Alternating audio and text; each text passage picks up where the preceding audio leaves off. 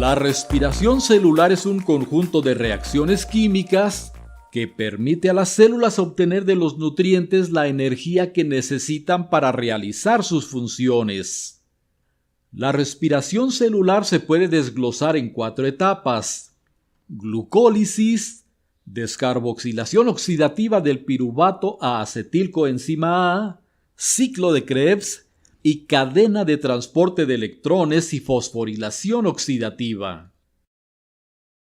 La glucólisis es un proceso que realizan todas las células. Consiste en una serie de reacciones en donde la glucosa se degrada en el citosol sin necesidad de oxígeno.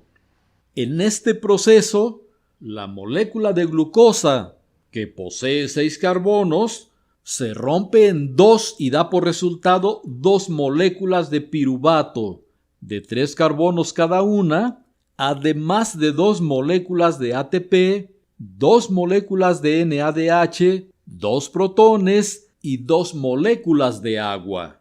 Por tanto, la reacción global de la glucólisis es esta.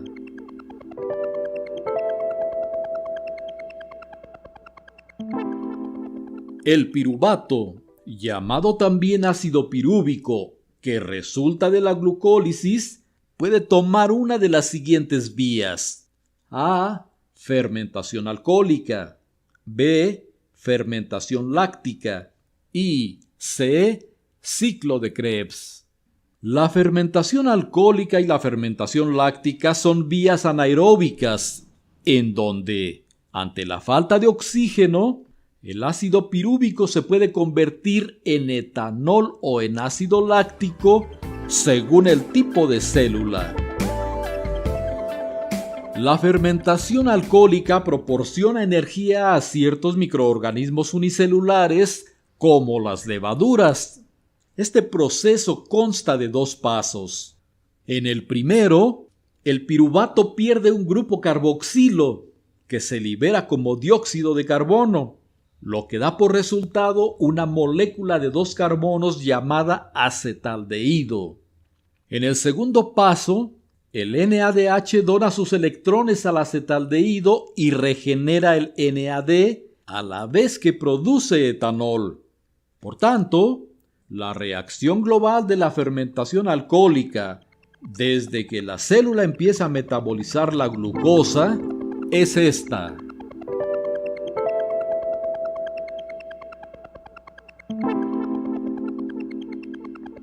Por cada molécula de glucosa que es degradada a etanol, dióxido de carbono y agua, la energía química obtenida se almacena en 2 moléculas de ATP. En las células anaeróbicas, por ejemplo, las bacterias del ácido láctico, así como en células aeróbicas cuya glucólisis se realiza a una tasa muy alta por necesidad urgente de energía, la glucosa se transforma hasta convertirse en lactato. En este proceso, la enzima lactato deshidrogenasa reduce reversiblemente piruvato a lactato, teniendo a NADH como donador de electrones. Por tanto, la reacción global de la fermentación láctica, desde que la célula empieza a metabolizar la glucosa, es esta. Por cada molécula de glucosa que es degradada a lactato y agua, la energía química obtenida se almacena en 2 moléculas de ATP. En el ser humano, el lactato producido por las células musculares al hacer ejercicio intenso se difunde a través de la membrana celular a la sangre. Las células del hígado normalmente extraen el lactato de la sangre y lo utilizan para resintetizar glucosa por una ruta metabólica llamada gluconeogénesis. En las células aeróbicas, que incluyen a las de los organismos eucariontes en general y algunos tipos de procariontes, todas las rutas de degradación para obtener energía convergen en el ciclo de Krebs. Para ello, los carbohidratos, ácidos grasos y aminoácidos se deben convertir primero en acetilcoenzima A. En las células aeróbicas, tras la glucólisis, el piruvato sigue un proceso adicional de degradación para poder entrar en el ciclo de Krebs. En dicho proceso, llamado descarboxilación oxidativa del piruvato a acetilcoenzima A, el piruvato de 3 carbonos se descarboxila y da por resultado un grupo acetilo de 2 carbonos que se une a la coenzima A y entonces se convierte en acetilcoenzima A. Además, también produce como resultado final una molécula de NADH y una de dióxido de carbono. En el proceso de descarboxilación se libera un electrón que oxida al NAD, que entonces pasa a ser NADH más un electrón. Este proceso es catalizado por la enzima piruvato deshidrogenasa. La reacción de la descarboxilación oxidativa del piruvato a acetilcoenzima A es esta.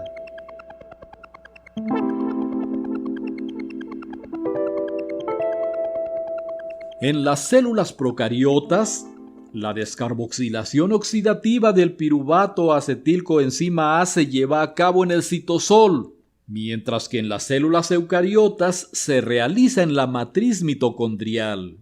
Debido a que en la glucólisis se obtienen 2 moléculas de piruvato por cada molécula de glucosa, al final de la descarboxilación oxidativa del piruvato a acetilcoenzima A se obtienen 2 acetilcoenzima A que pasan al ciclo de Krebs, 2 NADH más 2 protones que pasan a la cadena de transporte de electrones y 2 CO2 que se difunden hacia el exterior de la célula.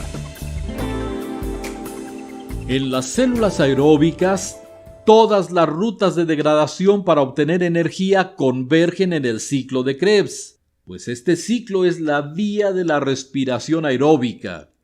El ciclo de Krebs se denomina también ciclo de los ácidos tricarboxílicos y ciclo del ácido cítrico. Es una sucesión de 8 reacciones catalizadas por enzimas en donde se produce energía por degradación del grupo acetilo del acetilcoenzima A dióxido de carbono. Estas son las reacciones: 1. De acetilcoenzima A citrato.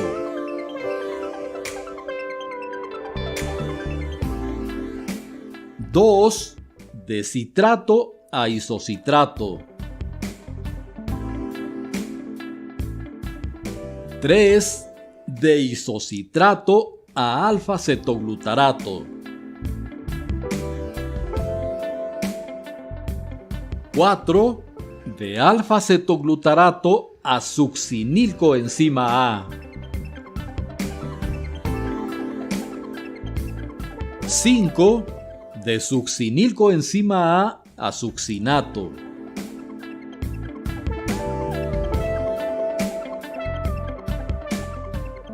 6. De succinato a fumarato. 7. De fumarato a malato. Y 8. De malato a oxalacetato. En las células eucariotas, el ciclo de Krebs se lleva a cabo en la matriz mitocondrial. En las procariotas se realiza en el citosol. Por cada grupo acetilo del acetilcoenzima A que es degradado a 2 moléculas de dióxido de carbono, la energía obtenida se almacena en 3 moléculas de NADH, una molécula de FADH2 y una molécula de GTP. El NADH y el FADH2 pasan a la cadena de transporte de electrones. La energía del GTP, por su parte, es equivalente a la del ATP, de modo que también se utiliza como fuente de energía. El balance del ciclo de Krebs es este.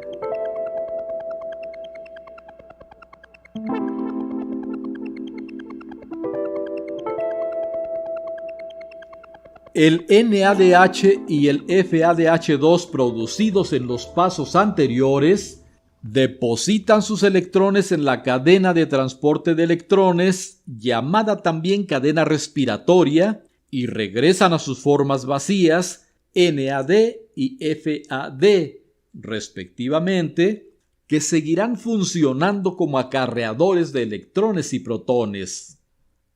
En la fosforilación oxidativa, una enzima llamada ATP sintasa forma ATP a partir de la energía liberada por los electrones en la cadena transportadora, añadiendo un grupo fosfato a cada molécula de ADP.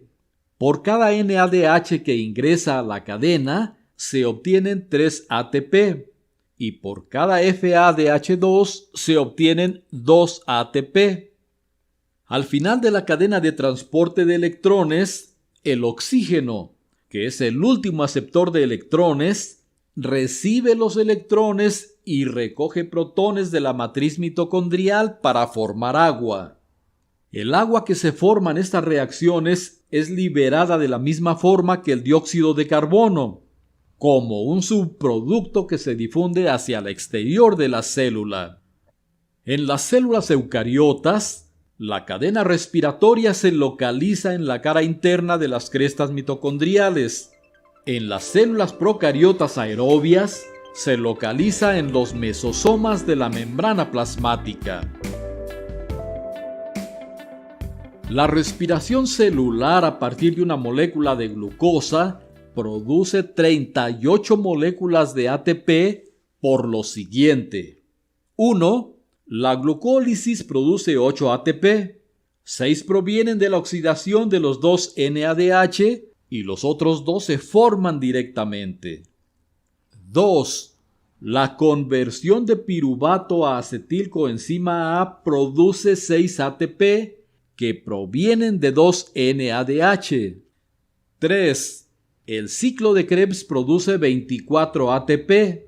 18 provienen de 6 NADH, 4 de 2 FADH2 y los 2 restantes se forman directamente del GTP. Esto da una suma total de 38 moléculas de ATP por cada molécula de glucosa degradada. Por tanto, la ecuación global de la respiración celular aerobia de una molécula de glucosa es esta. Sin embargo, en algunas células el paso de electrones de los 2 NADH de la glucólisis, desde el citosol hasta la membrana mitocondrial interna, rebaja el rendimiento neto de estos 2 NADH a solo 4 ATP en lugar de 6. Es decir, en este paso se gasta un ATP por cada NADH, en cuyo caso el rendimiento total de la respiración celular será de 36 moléculas de ATP por cada molécula de glucosa y no 38.